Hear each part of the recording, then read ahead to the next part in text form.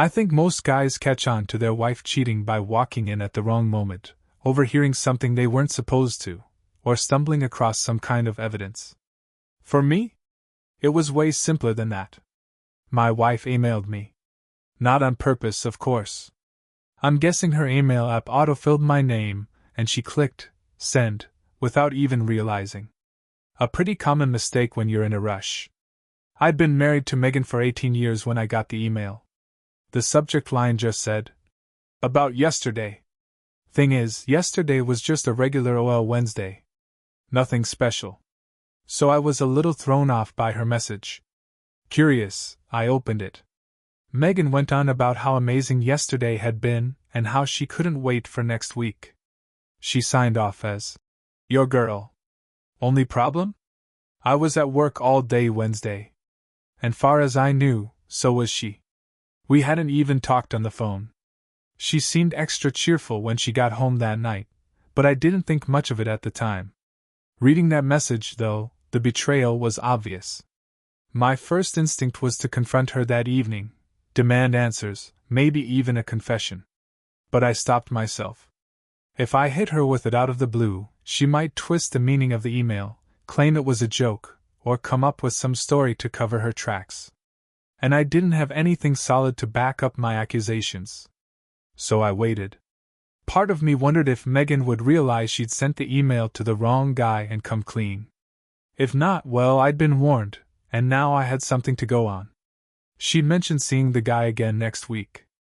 Megan's a real estate agent, which means her schedule's all over the place. That night, she got home later than I did. I kept a close eye on her, looking for any sign she knew she'd messed up. But she acted totally normal. If she knew she'd emailed me by accident, she didn't show it. And I didn't let on that anything was off, either. We went through the motions that evening like nothing had happened. But when I lay down in bed, sleep wasn't even a remote possibility. My mind kept running in circles, trying to make sense of it all. I kept thinking, maybe there was some innocent explanation. Maybe I was overthinking. If I jumped to conclusions too fast, I could blow up a perfectly good marriage. Because I did love her. No question. But if that message meant what I feared it did, then our marriage was already in danger. I had to act. The next morning, I made a decision. I called a private investigator. I figured if nothing shady went down next Wednesday, at least I'd feel a little better. But if my fears were justified? Then I'd know. I could start thinking about what came next. That whole day, I forced myself to get back to work, but my focus was shot. Then the next Wednesday rolled around. Megan and I left for work like usual and came home late, again, like usual. She didn't seem off. No different in how she looked or acted.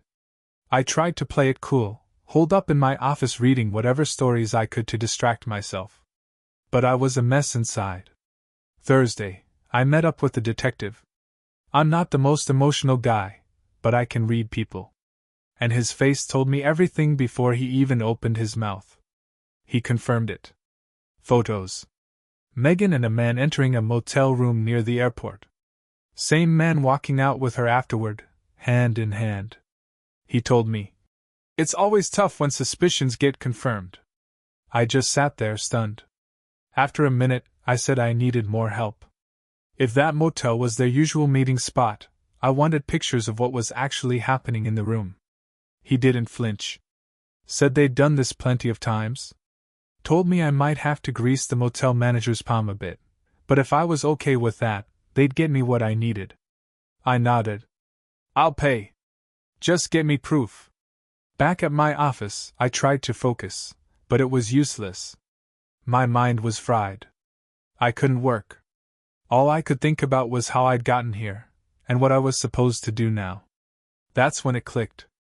I finally understood why Megan's email had landed in my inbox instead of his. Her lover was Mark. Mark Benson. Our neighbor. My name's Matt Carter. She probably typed M, and the email app filled in mine before she realized. So stupid. But I guess when your heart's racing and your emotions are high, you miss stuff like that. And knowing it was Mark? That made it 1,000 times worse. He and his wife, Beth, were our friends. We'd had countless lunches together, gone to movies, shared laughs. And I never, not once, noticed anything between Megan and Mark. Which only made the betrayal cut deeper. Was I just blind all this time? Or were they really that good at hiding it? Either way, I knew I couldn't sit on my hands anymore. I had to do something. But what? I spent hours going through every possible scenario. Sometimes I imagined confronting Megan, yelling, demanding answers. Other times I pictured begging her to stay.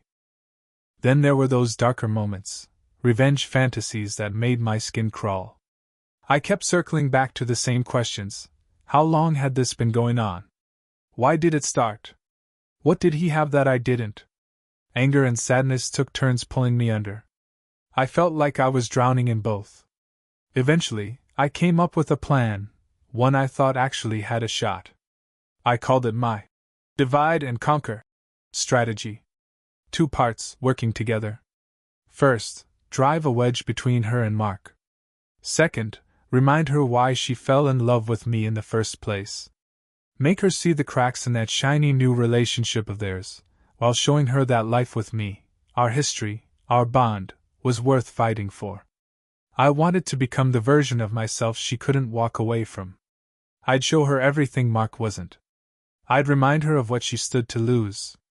I even made a list, little things I'd do, the timing of each step, how each piece connected to the next. The whole thing depended on one key element, keeping them both in the dark. Neither of them could know I was onto them. It took restraint, sure, but I knew I could pull it off. I told myself I wouldn't act until I had more evidence from the detective agency. But in the meantime, I started prepping. First, I installed a call recorder on our home phone. Then, I set up a voice-activated recorder hidden under the seat in Megan's car. I couldn't tap into her cell phone directly, but I figured she'd likely call Mark while driving, thinking she had privacy there. Work was a long shot. No way she'd risk having that kind of conversation in the office. Next came her email. Megan used her home computer to check her work messages. It was password protected, but I knew where she kept her passwords, written down in a little notebook she thought I'd never look at.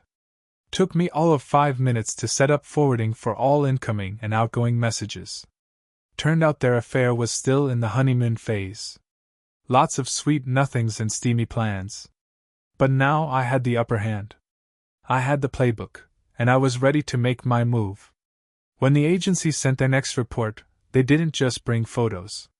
They had video and audio, too. Watching it, listening, that hit me like a punch to the chest. They weren't just fooling around. There was tenderness there. Maybe even love. It made me question everything. Could I actually win her back? Was this just a waste of time? But I had nothing left to lose. So I pushed forward. I knew Megan. She was impulsive and had no tolerance for disappointment. That was my opening. I could use that to throw a wrench into her relationship with Mark. At the same time, I'd lean into the parts of her that were still romantic. If I could play this right, I might get her to look at me the way she used to.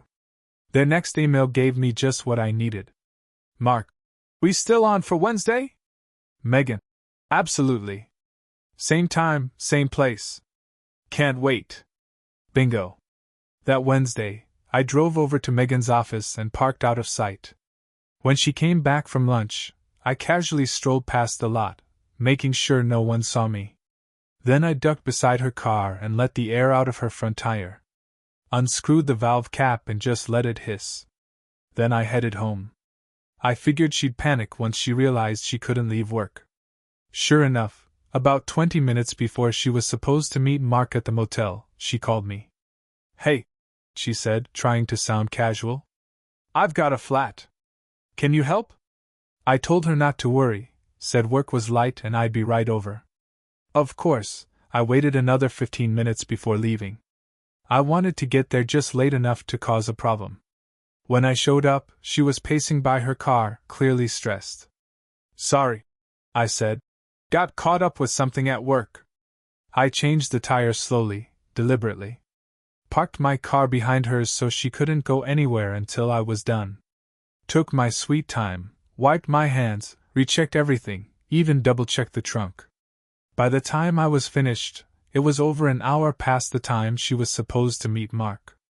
"I'm really sorry," I told her. "Hope your client understands." She sighed. "He'll just have to."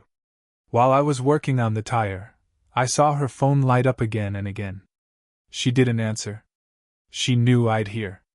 That told me everything I needed to know. Back at my office, I opened the forwarded emails. Mark had been waiting at the motel the whole time. He was frustrated.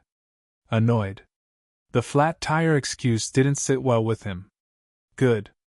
That night, after dinner, I pulled Megan onto the couch and set her feet in my lap. Gave her a foot massage like I used to when we were first married.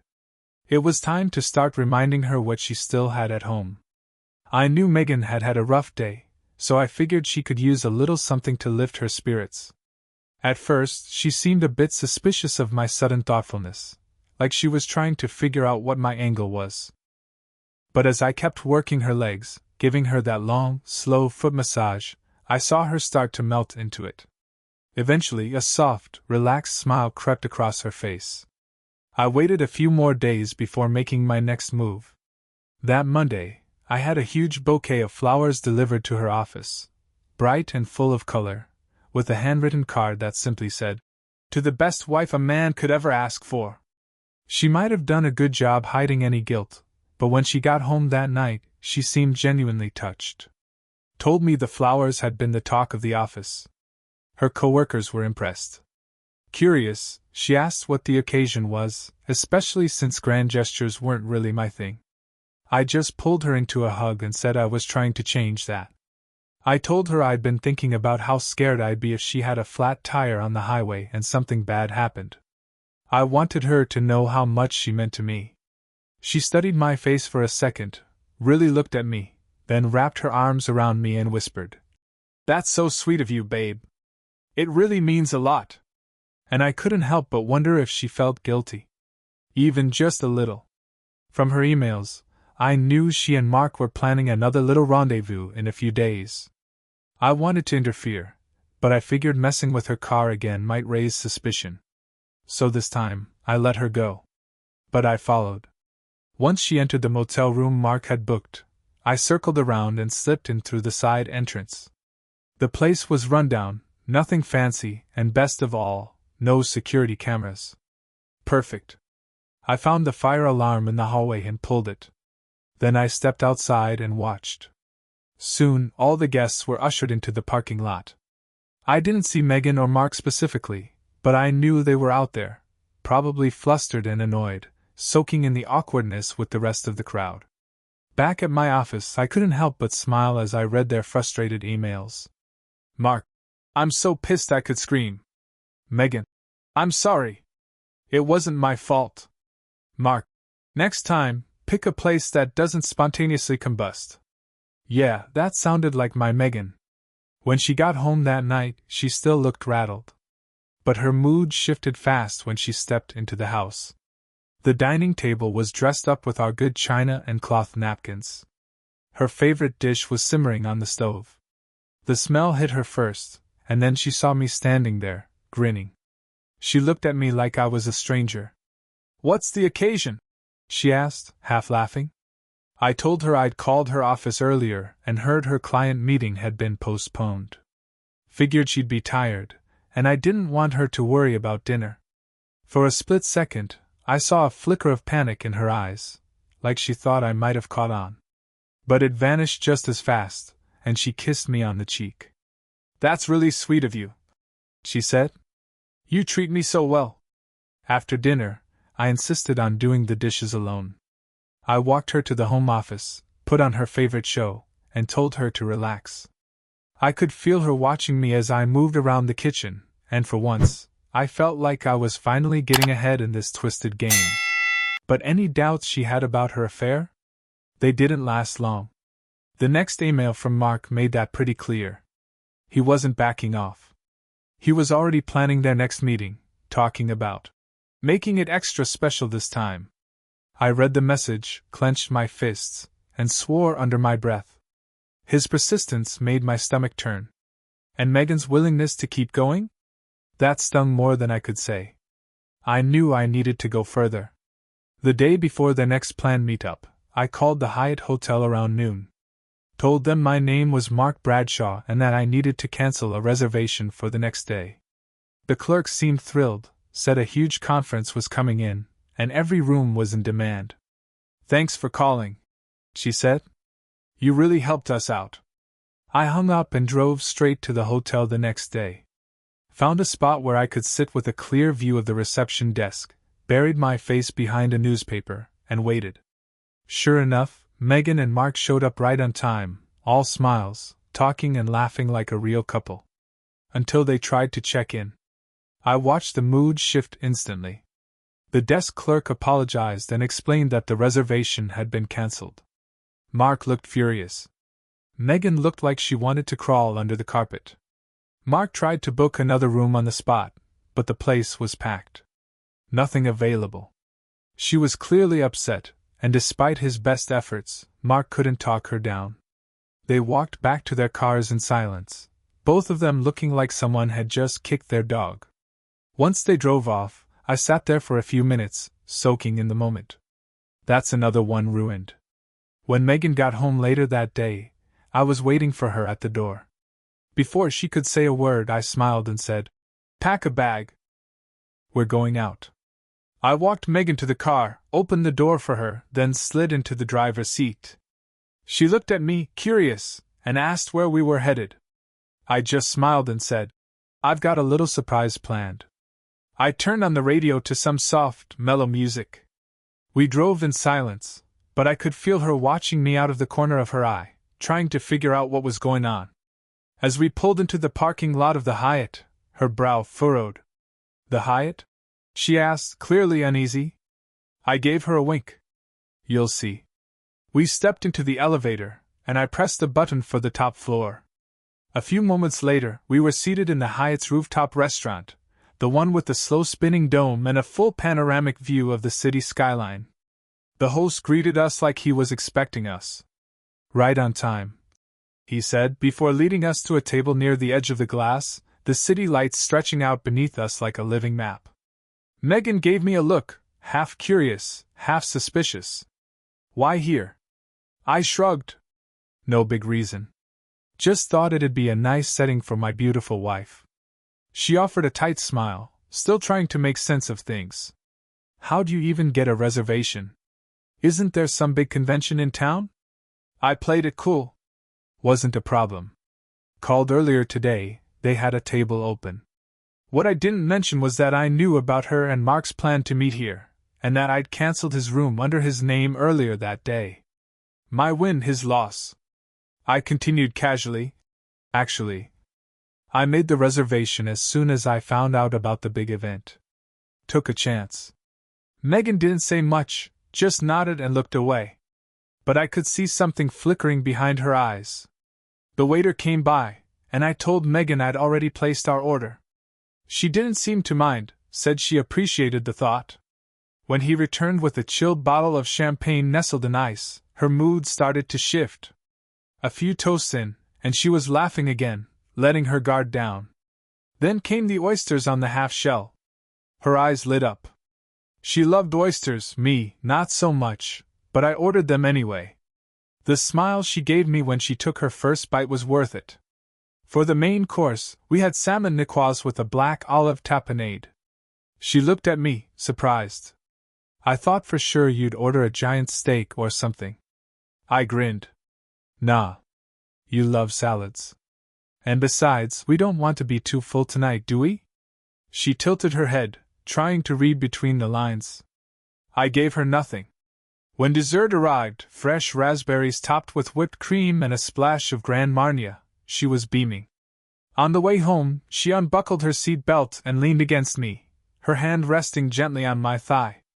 Between the champagne, the oysters, and whatever emotions were bubbling up from her recent disasters with Mark, she was clearly feeling something. When we got inside, I guided her upstairs right to the bedroom. I told her to slip into something comfortable, while I handled a few things. While she stepped into the closet, I made a quick dash to the guest room, making sure everything was in place: scented candles lit, fresh sheets on the bed, lights dimmed just right. She reappeared wearing a sheer black nightgown, the kind that left just enough to the imagination. For a second, it hit me just how much I still wanted her. I took her hand and led her to the guest room. The glow from the candles made everything feel surreal. I explained that tonight was about her senses, touch and smell, mostly, and gently placed a sleep mask over her eyes. She didn't resist. I undressed her slowly, laid her down on the bed, and waved a bottle of almond oil beneath her nose. Then I poured some warm water into my hands and started at her feet, working my way up. She moaned softly as I moved to her calves, thighs, hips, every stroke meant to relax, to undo whatever knots she was holding inside. I focused on her shoulders and arms, then gently rolled her over and repeated everything on her back. Her breathing deepened. When we finally came together, it wasn't rushed, it was slow, intentional, and raw. Afterward, I lifted the mask from her face. She didn't open her eyes, either too exhausted or too overwhelmed. I carried her to our bedroom, pulled the sheet over her, and watched as she fell asleep almost instantly. After a quick sponge bath, I returned to bed with the faintest sense of satisfaction. Not victory, but progress. The next morning, she was up early. When I came downstairs, the coffee was already brewed, and she had breakfast waiting on the table. Her eyes sparkled when she looked at me. "Last night was incredible," she said, her voice soft but certain. "I'm glad you liked it," I replied.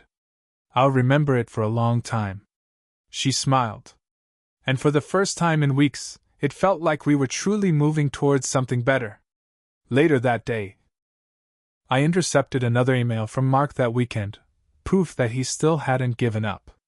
He apologized for what had happened at the Hyatt, saying he had no idea how the reservation got lost. Megan replied with a vague, "Maybe it just wasn't meant to be." But Mark wasn't ready to let go. He pushed for another meeting. This time, he suggested they spend Saturday at their lake house. Said his wife, Beth, would be out of town. No hotel reservations. No fire alarms. Just a hot weekend. He signed it. With love. He even noted that I'd be playing golf that Saturday, like clockwork, and suggested Megan leave while I was on the course. He couldn't wait to see her again. Reading that email, I knew I was at a turning point. Everything I'd worked toward, the slow rebuild of trust, the cracks I'd started to wedge between them, it could all unravel this weekend if I didn't act. But I couldn't skip golf. That would raise flags. And sabotaging her car again? Too risky. She'd know something was up. I needed her to change her plans, on her own. Last minute? Something that would feel natural. Then it hit me. One simple phone call was all it would take. I kept everything normal the rest of the week. Didn't give her any reason to suspect I was onto her. Then, Friday night, I swapped out the battery in her cell phone with a dead one. That way, if she tried calling Mark, she'd have to use the house phone. And the house phone? That was tapped. Saturday morning, Megan came downstairs dressed way nicer than usual for a weekend. Skirt, blouse, full makeup. It didn't match our usual pajamas till noon vibe. She was watching me closely, probably wondering why I hadn't changed into my golf clothes. When 10 a.m. came and I still hadn't moved, I could feel her getting anxious. She was clearly stalling for the right moment to make up an excuse to leave. Just as the tension started building, the doorbell rang. Megan opened it, and there was her sister, Laura. "Surprise!" Laura grinned and threw her arms around her. Megan was genuinely caught off guard but happy to see her. Laura explained that I'd invited her earlier in the week, saying she had no weekend plans and it would be a nice visit. The two of them were close, but distance and busy lives meant they didn't get together often. Megan was clearly touched that Laura had come. That's when it hit her. I wasn't golfing because I had planned this. "Let's get you settled in," I said to Laura, grabbing her overnight bag. "Might want to change out of those jeans if we're going out later, though. You look great, But hey, let's dress up a little. Megan blushed a bit but laughed it off. While I walked Laura to the guest room, Megan headed down the hallway. A minute later, I heard soft swearing from her room. Sure enough, the dead phone battery trick had worked. When she came back out, she looked annoyed. My phone's dead, she muttered. Oh, that sucks, I said casually. Wanna use the house phone? She hesitated. Nah, it's not that important. And just like that, the lake house plan crumbled. We had a lovely breakfast and spent the rest of the weekend bonding with Laura. I made sure to be around, be present, stay kind but attentive. When Laura left Sunday afternoon, she hugged me and whispered, You're a good man. Megan's lucky to have you. Megan heard her. And she winced, just slightly, but she smiled and hugged me too. I knew there was a chance she'd still try to call Mark. But if she did, it would be through the house line. And I had it all recorded. After she went to bed Sunday night, I played back the tape. There it was. She'd called Mark early that morning. Told him her sister had unexpectedly shown up and that she couldn't make it to the lake. She sounded frustrated. So did he. Their disappointment was obvious, and it made me feel like I'd finally landed a real blow. Monday's emails sealed it. Mark. So, are we still on for this week? Megan. I don't think so. This is getting too complicated. It's starting to feel like more trouble than it's worth. And honestly, Mac's been really good to me lately. I feel guilty sneaking around behind his back. Mark. Don't say that. Come on. Just one more time. Megan. No. I'm serious. It's over. Mark. Well? I can't lie, I'm disappointed. You're still an incredible woman. But I get it. Maybe it's for the best. I don't want to lose Beth either. Can we at least stay friends? Megan. Of course. Just not friends with benefits. I sat back in my chair, exhaled deeply, and stared at the screen. The affair was over. And this time, I had won. I'd done it. Everything I'd planned, every calculated step, every twist in the game, had worked. I'd driven a wedge deep enough to crack their affair wide open. Now, all that was left was the second part of my plan, closure. That evening, when Megan got home, I could tell something was off. She looked downcast, distracted, like her thoughts were somewhere else. A couple of times I caught a flicker of tears in her eyes. She tried to hide it, but it was there. I didn't push. But I also couldn't pretend not to notice. You okay? I asked gently. Rough day at work or something? She avoided my gaze and muttered. It's fine. I'm just in a weird mood, I guess. I nodded and let it drop.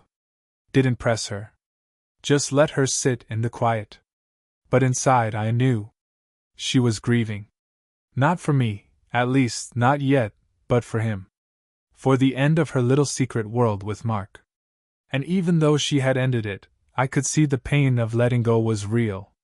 Megan never gave her heart lightly. She was the type to get emotionally invested, and I knew the fallout from cutting him off was going to linger. But I also knew something else. Mark probably wasn't shedding tears. Hell, he was probably curled up on the couch with Beth, none the wiser, feeling nothing but relief.